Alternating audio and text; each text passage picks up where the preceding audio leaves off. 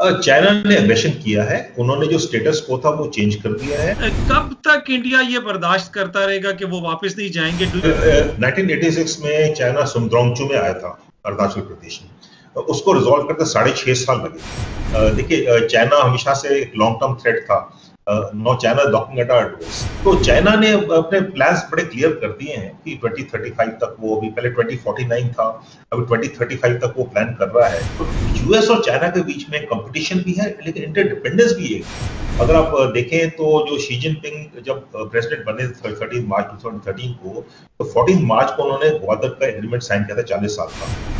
तो ग्वादर में जो इन्वेस्टमेंट चाइना ने करी है, सीपीएसी में जो इन्वेस्टमेंट चाइना ने करी है, वो उसको प्रोटेक्ट करनी है। उसकी बस चले, कहीं हमारे चैनल्स की बस चले तो वर्ल्ड वॉर कल करवा दें।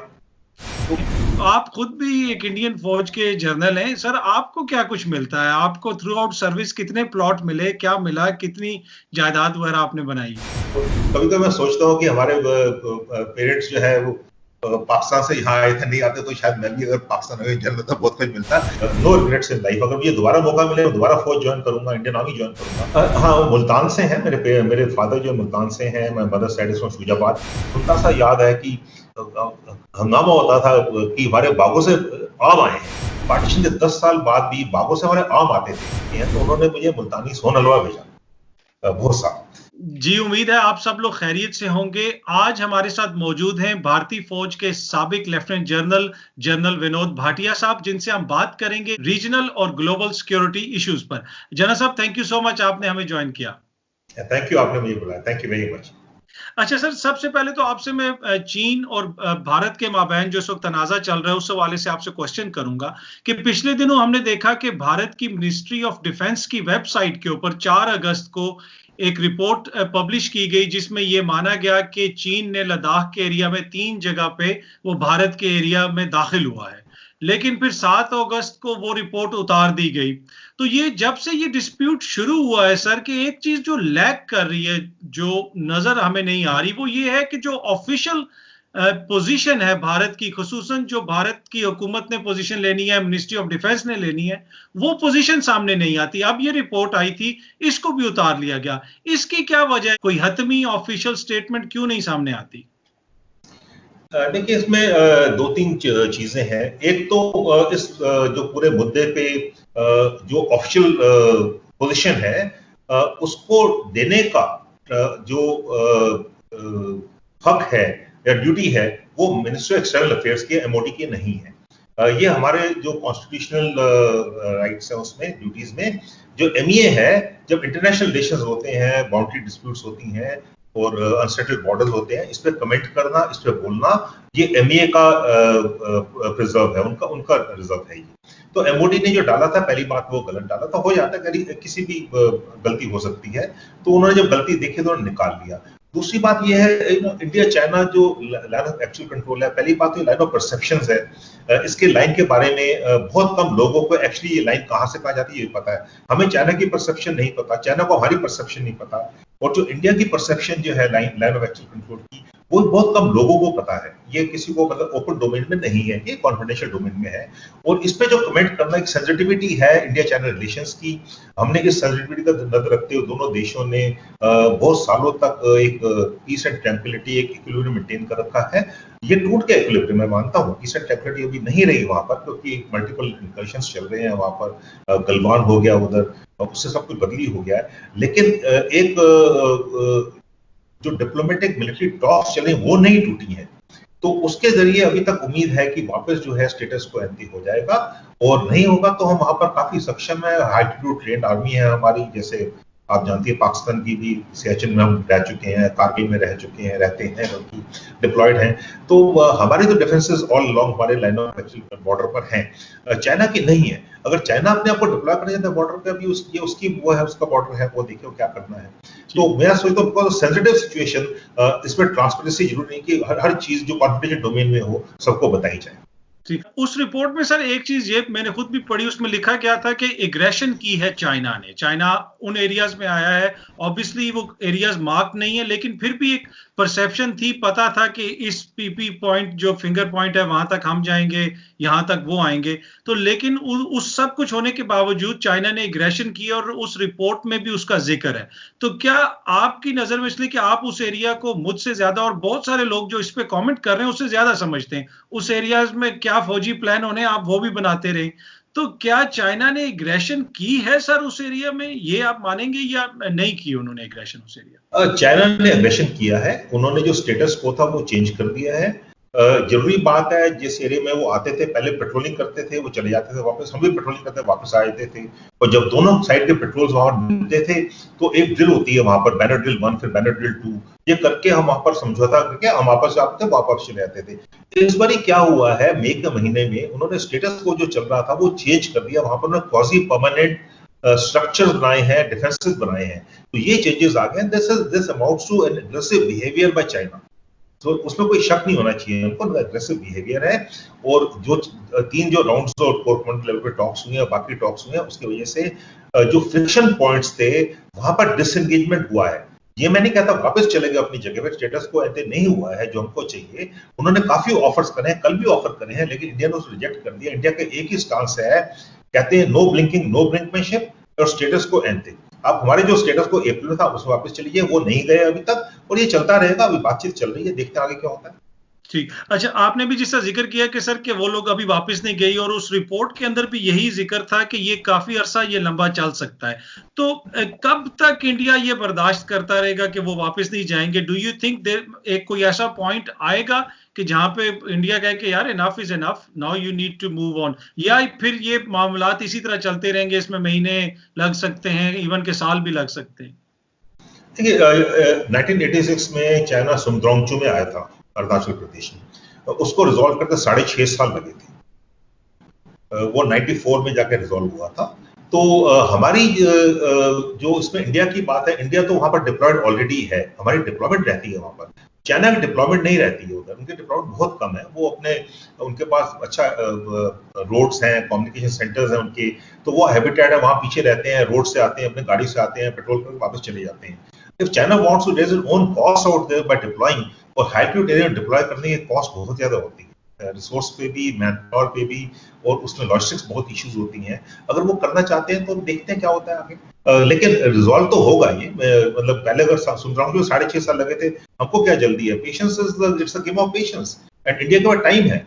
ये ऐसी जगह नहीं है जो मतलब जो बहुत वैल्यूएबल टेरेन है, ऐसी बात नहीं है। बहुत डिफिकल्ट टेरेन है, ये हाई टू टेरेन है, वहां पर temperatures are very low, like I said, tempers are very high out there, so things do go wrong. लेकिन हम वहां पर डटे हुए हैं, देखी जाएगी क्या होता है। अच्छा सर, कुछ इंडियन जो डिफेंस एनालिस्ट हैं और सीनियर अफसरान हैं, वो ये कह रहे हैं कि वहां पे चाइना ने अपने 2 मैकेनाइज्ड इन्फेंट्री के डिविजन्स वहां पे लगा के वर्चुअली जो लेशोक डीबीओ रोड है उसको ब्लॉक कर दिया है।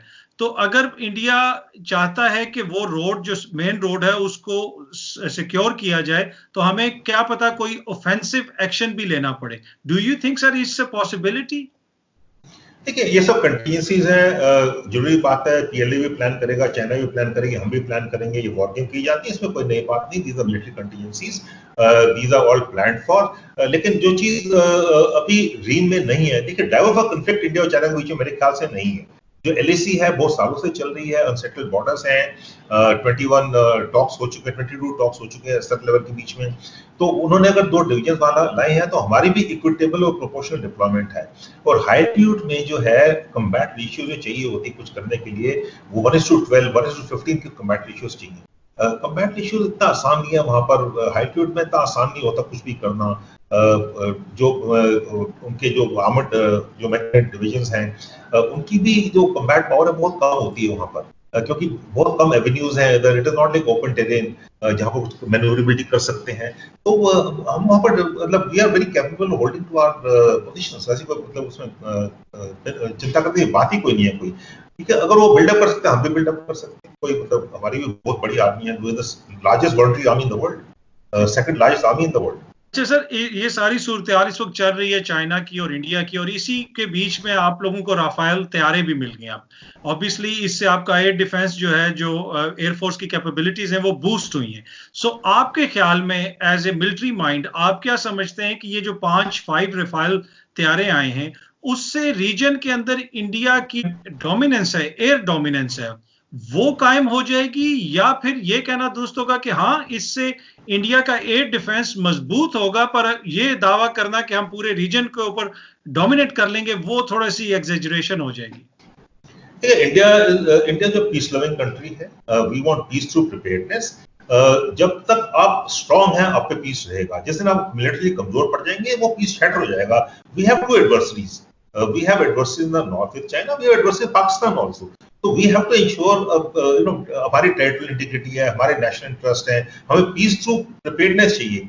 और रफाल जो है, देखिए कितने साल के बाद एक नया एयरक्राफ्ट आया है हमारे पास। वैसे सब अपने जो मिलिट्री अपग्रेड्स हैं, कोई भी आर्म फोर्सेज हैं, एयरफोर्स, नेवी, आर्मी, वो अपने मिलिट्री अपग्रेड, मिलिट्री प्रिपेयर्डनेस हमेशा करते रहते हैं, कोई इसमें नई बात नहीं है। और Rafale state of the art aircraft है। अभी हमारे 5 ही आए हैं, बाकी आने हैं हमारे पास। उसके बाद भी हमारे एयरफोर्स जो कैपेबिलिटी डेवलपमेंट प्लान्स काफी है, 140 और आने उसके बाद। तो हमने अभी मिग 29 और अपग्रेड्स और Su-30 भी रशिया से ले रहे हैं, वो भी ले रहे हैं हम उसको। तो हमारे पास काफी सालों से जो है एयरफोर्स में नए एयरक्राफ्ट, नए मशीन्स नहीं आई हैं, और अभी जरूरत है हमें, और वो आ रही हैं, and we can afford it. जी। अच्छा, इसमें ये है कि सर आपने जिक्र किया कि और भी जो दीगर तैयारे हैं उनका भी आपने नाम लिया, Su-30 का भी लिया कि वो भी आएंगे। डू यू थिंक कि अगर जब एयरफोर्स में ये एडवांटेज आएगा, इस तरह का इक्विपमेंट आएगा, तो आप लोगों को थोड़ी सी मिलिट्री प्लानिंग में और थोड़ा सा लीवरेज मिलेगा, आसानी मिलेगी, and you can plan things in a better way militarily? बिल्कुल, this is part of conventional difference. तो वी जैसे कैपेबिलिटी बढ़ेगी, नेचुरली हमारे प्लान्स उसी हिसाब से चलेंगे। और कन्वेंशनल डिफरेंस जो है, वो तो हमें बढ़ाना ही पड़ेगा। देखिए, चाइना हमेशा से एक लॉन्ग टर्म थ्रेट था। No China knocking at our doors. So we have, हमारी जो मिलिट्री कैपेबिलिटी है, अभी हमें टू फ्रंटली कैटर करना पड़ेगा, और वो हम कर रहे हैं। ठीक। अच्छा सर, आपने चाइना का जिक्र किया कि ऑब्वियसली चाइना अपनी मिलिट्री जो पावर है उसको बढ़ा रहा है। थोड़े से चाइना के ग्लोबल एम्बिशंस पे भी बात करते हैं कि चाइना के हवाले से ये कहा जा रहा है कि जो ड्रैगन था, ये चुप करके बैठा हुआ था, अब एकदम से इसकी तरफ से इस तरह की बातें हो रही हैं। ये हमने देखी कि एग्रेशन जिसे कह रही है इंडियन गवर्नमेंट, कि वो इंडिया के इलाके में आए। उसके अलावा अमेरिका के साथ भी उसके तनाज़ा चला, ऑस्ट्रेलिया के बारे में भी चाइना ने बड़ा स्ट्रॉन्ग मौकिफ लिया। कुछ लोग ये कह रहे हैं कि सर, ये जो सदर शी जिनपिंग हैं, ये उनकी पर्सनैलिटी है, वो एग्रेसिव हैं, तो इस वजह से चाइना की पॉलिसी में ये शिफ्ट आया है। पर डू यू थिंक सर कि चाइना जैसे मुल्क में, जहां पे हर चीज इतनी टाइटली कंट्रोल्ड होती है, वहां पे एक शख्स की पर्सनैलिटी उनकी पॉलिसी को लीड कर रही है, या फिर ये उनका पहले से इरादा था, वो अपनी ताकत बना रहे थे और अब वो ग्लोबली अपनी स्टेटमेंट दे रहे हैं, यस वी आर हियर, हम बड़े प्लेयर हैं और अब इसी तरह होगा जैसे हम चाहेंगे, या फिर हम अपनी मर्जी से चीजें करेंगे?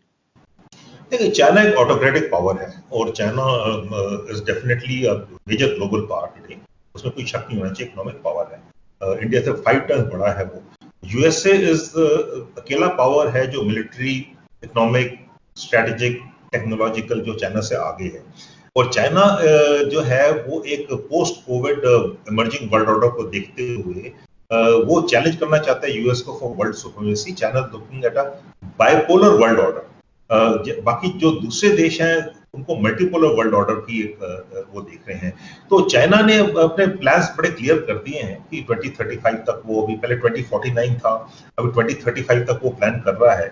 और कल एक उनकी जो नेक्स्ट सीपीसी की मीटिंग है, उसमें आया है। तो 2035 तक वो प्लान्स अपने वापस करेंगे इसमें। तो मैं समझता हूँ चाइना जो है 3 pronged स्ट्रेटेजी, एक अप्रोच अप्लाई करता है। वो डिप्लोमेसी में वो वर्ल्ड डिप्लोमेसी कर रहा है, इकोनॉमिक साइड में डेट ट्रैप कर रहा है, और मिलिट्री में मिलिट्री कोऑपरेटिव स्ट्रेटेजी है कि हर एक जगह कर रहा है। जैसे साउथ चाइना सी में है, ताइवान के अगेंस्ट है, वियतनाम, इंडोनेशिया, मलेशिया, इंडिया की खास तौर से। तो चाइना का एक तरीका है काफी सारे देशों को अपने साथ मिलाने का, चाहे वो वर्ल्ड डिप्लोमेसी, चाहे डेट ट्रैप से हो। तो वो उसके बेल्ट एंड रोड इनिशिएटिव जो वो भी हुआ है, उसके लिए एक चाइना ड्रीम है ये। तो वो अपने उसको देख रहे हैं, उसके सरप्लस कैपेसिटीज है, उसको वर्ल्ड मार्केट्स चाहिए, उसको रेयर अर्थ चाहिए, तो China is looking after its own interest and it's doing it very well, अपनी अपनी तरफ से अच्छा कर रहा है वो चाइना। लेकिन उसने बहुत सारे अपने फ्रंट्स खोल दिए हैं एक साथ, तो वो जो उनका पुराना जो था कि wide your time hide your strength, वो भी बाहर निकल के वो ओवर्ट अभी करने शुरू कर दिए उसने। अभी देखिए उसने साउथ चाइना सी में सेकंड आइलैंड्स में सेकंड चेन ऑफ आइलैंड्स में आ गया है वो, तो वहां यूएस ने अपनी शिप्स डिप्लॉय कर दी है, यूएस ने रीबैलेंस कर दिया वहां से, तो एक वर्ल्ड ऑर्डर जो है मर्ज कर रहा है। तो उसे जियो स्ट्रेटेजिक जियो पॉलिटिकल जो चीजें हैं वो देखनी पड़ेंगी हमको। इकोनॉमी इसमें बहुत मेजर रोल प्ले करेगी, टेक्नोलॉजी बहुत मेजर रोल प्ले करेगी, और यूएस और चाइना के बीच में कंपटीशन भी है लेकिन इंटरडिपेंडेंस भी है, तो वो भी हमको देखना पड़ेगा। वैसे चाइना और इंडिया के बीच में भी कंपटीशन है, कन्फ्रंटेशन है, लेकिन हमारे पास एक कॉमन इंटरेस्ट भी है, शेयर्ड कंसर्न्स भी हैं, और हमारी इकोनॉमी भी लिंक्ड है कहीं ना कहीं। और चाइना को इंडियन मार्केट से जरूरत पड़ेगी क्योंकि हमारी जो 650 मिलियन जो यूथ है, जो मिडिल इनकम ग्रुप है, वो जो जिस हिसाब से ग्रो कर रहा है, हमारे नंबर्स जो हैं वो उसको जरूरत पड़ेगी उसकी, और चाइना को ये पता है, तभी चाइना बार बार बोल रहा है कि आप देखिए don't let this impact your people. वो सोच रहा है कि हमको इम्पैक्ट नहीं करना चाहिए, लेकिन उसको समझना चाहिए कि इंडियंस जो हैं बहुत इमोटिव लोग हैं, अगर हमें नेशनल उस पर पड़ेगा तो हम चाइनीज प्रोडक्ट्स नहीं लेंगे, और वहां पर वो चाइना को ये पिंच फील हो रहा है। ठीक। अच्छा सर, आपने जिस तरह कहा कि चाइना का एक सपना है, डीपैक का भी उसी का हिस्सा है, इकोनॉमिक कॉरिडोर भी उसका हिस्सा है, और आपने कहा कि चाइना का ये सपना है कि जो दूसरी मार्केट्स हैं वहां तक रसाई ली जाए और इन तमाम रोड्स के जरिए वर्ल्ड मार्केट्स हैं वहां तक पहुंचा जाए। अब प्रॉब्लम ये है कि आपको पता है गिलगित बल्तिस्तान से इकोनॉमिक कॉरिडोर आ रहा है, चाइना पाकिस्तान इकोनॉमिक कॉरिडोर। तो इंडिया चाहता था कि चाइना का जो ये सपना है वो तोड़ दें हम, और ये सपना पूरा ना होने दें, और इस तरह की प्रिपरेशन कर रहा था कि कहीं पे जाके वहां पे इनकर्जन करके इसको ब्लॉक कर दिया जाए अमेरिका के साथ मिलके। तो इस वजह से चाइना ने लद्दाख के एरियाज में और इन एरियाज में चाइना ने मिलिट्री एग्रेशन शो किया। ये क्या फेयर कमेंट होगा सर कि नहीं, ये इस अ फार फेच्ड थ्योरी? देखिए, जो गिलगिट बाल्टिस्तान का area this integral part of Kashmir and India, तो हमारे टेरिटरीज जाते हैं। India is the only country जिसने बीआरआई को ओपनली अपोज किया है। सपोर्ट बाकी कंट्री ने कहीं ना सपोर्ट नहीं किया, लेकिन इंडिया इज ओनली कंट्री ने अपोज किया है क्योंकि ये हमारी सोवरेन टेरिटरी से होकर निकलता है। तो हमें ये इसमें कोई वो नहीं है कि जो गिलगिट पाकिस्तान से जो सीपीईसी का जाता है, और सीपीईसी जो है वो बीआरआई का सेंट्रलिटी है उसमें। अगर आप देखें तो जो शी जिनपिंग जब प्रेसिडेंट बने 13 मार्च 2013 को, तो 14 मार्च को उन्होंने ग्वादर का एग्रीमेंट साइन किया था 40 साल का। तो ग्वादर में जो इन्वेस्टमेंट चाइना ने करी है, सीपीएसी में जो इन्वेस्टमेंट चाइना ने करी है, वो उसको प्रोटेक्ट करनी है उसको, ये हम समझते हैं इस चीज को, लेकिन वो हमारी सोवरेनिटी भी बहुत जरूरी है हमारे लिए। लेकिन ये कहना कि यूएस हमारे साथ आएगा, मुझे नहीं लगता कि यूएस आएगा या नहीं आएगा, क्योंकि एवरी नेशन जो है वर्ल्ड में वो अपने नेशनल इंटरेस्ट प्रोटेक्ट करेगा। अगर उसके इंटरेस्ट में है, उस टाइम पे नेशनल इंटरेस्ट में है, तो वो जाएगा, नहीं तो नहीं जाएगा वो।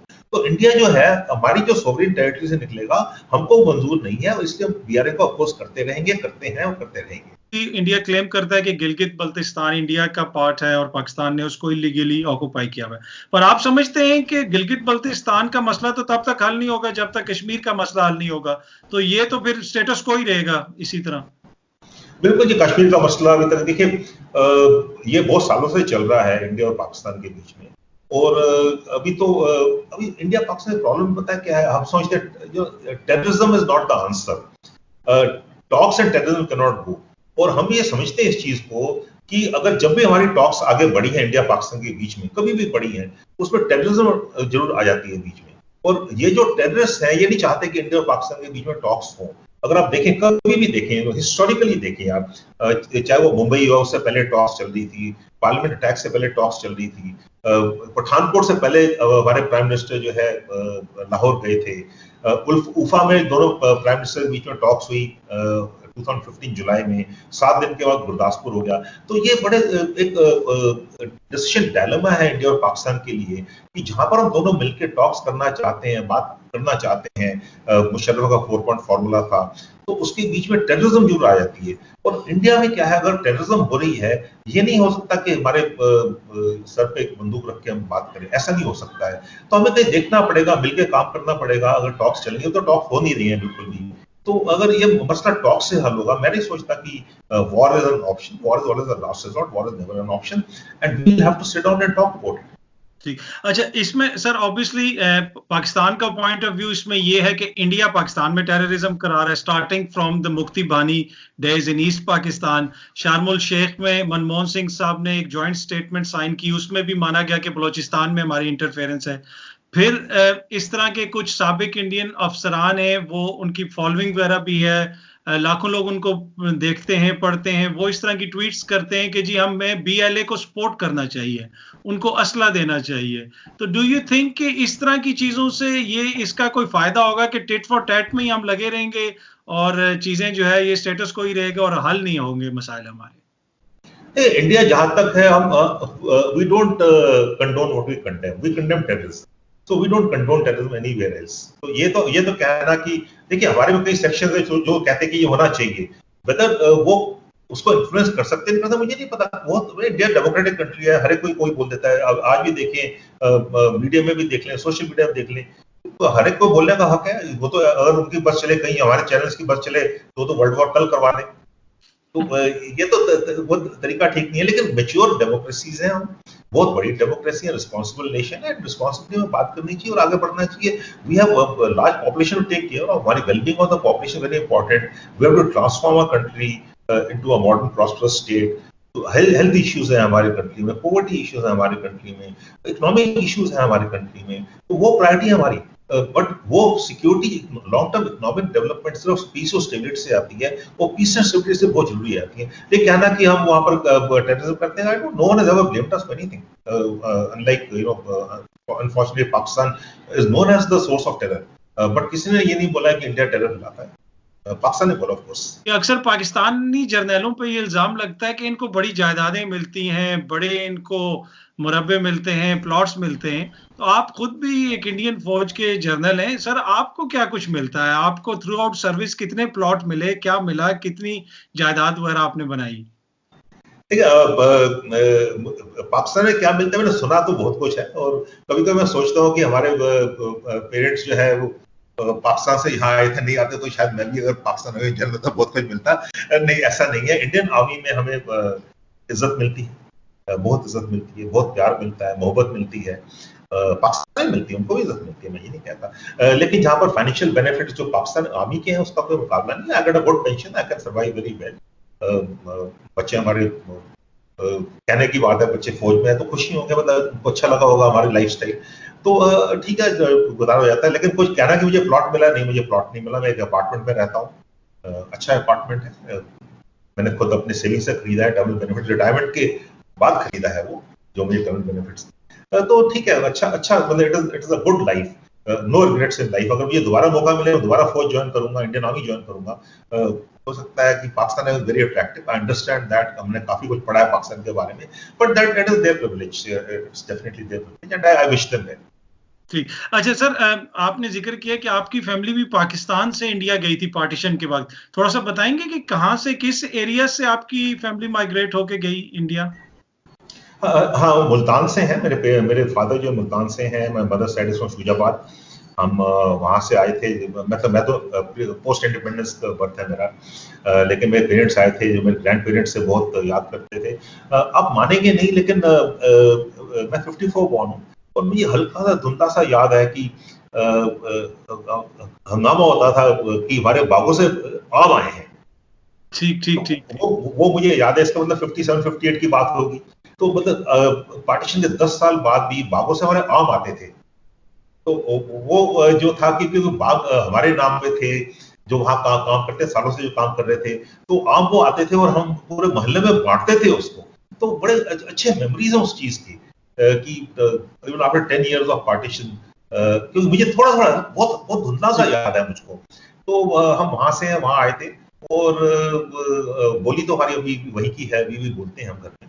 हमारे बच्चे नहीं बोलते, हम तो बोलते हैं, बोलते हैं। आप सराइकी बोली बोल लेते हैं सर, जो मुल्तान की बोली होती है? मुल्तान की बोली। डीजे में टॉक्स हुई थी, तो जन डीजे में अमीर रियाज डीजे में होते हैं, तो जब मैंने उनको बताया कि मेरे मदर मुल्तान के हैं, तो उन्होंने मुझे मुल्तानी सोन हलवा भेजा, बहुत सा। और मेरे मदर इतने खुश हुए, और हमारे आपस में जब भी बातचीत होती थी, बड़ी अच्छी बातचीत होती थी। तो अभी जब उनको मुल्तानी सोन हलवा दे, तो हमारे पूरे घर में बहुत खुशी छा गई कि देखो मुल्तान से सोन हलवा आया है। ठीक ठीक ठीक। अच्छा, तो पर सर आपका फिर उसके बाद कभी चक्कर नहीं लगा पाकिस्तान का या मुल्तान का या आपके पेरेंट्स का उसके बाद चक्कर? नहीं वो नहीं, मैं नहीं लगा वो, बिल्कुल। वो कहते रह गए कि बेटा ले जा मत, लेकिन मैं फौज में था, फौज में तो कोई मुझे वीजा देगा नहीं जाने के लिए। लेकिन हाँ, एज अ डीजीएमओ मैं वाघा जरूर गया था। ठीक सर, हमेशा की तरह बहुत अच्छा लगा आपसे बात करके। Thank you so much. बहुत जल्दी दोबारा आपसे बात होगी। Thank you very much. Thank you sir.